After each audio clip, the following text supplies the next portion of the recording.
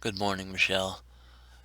I'm making this video especially for you. I probably won't put it on my channel, but anywho, I wasn't sure if you were wanting to do a stovetop like this, or if you were just wanting a regular,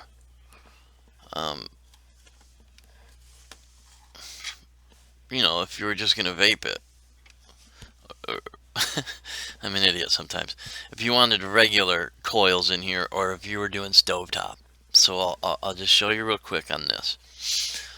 Okay, if you look down in here, you'll see that this post here is connected to this screw, which goes down into the 510, which makes this the positive post. This whole post is positive.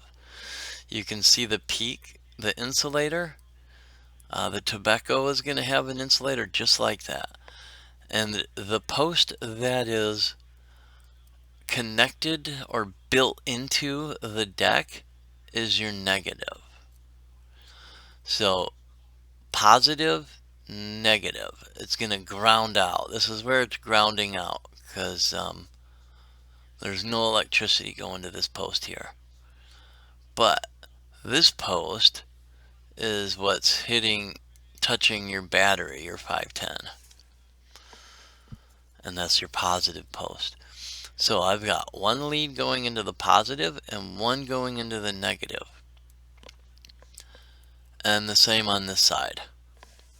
If you're just doing regular coils, it'll be the same thing.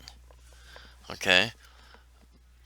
If you look at this one is built into, this one goes down into your 510, and this one is built into the deck. So negative, positive. So both of these holes are going to be positive, both of these negative.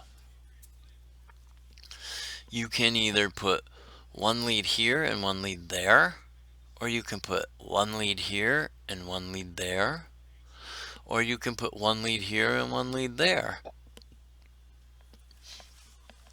I hope that helps. Let me know if you have any other questions or if that didn't make any sense. Have a great day. Peace out.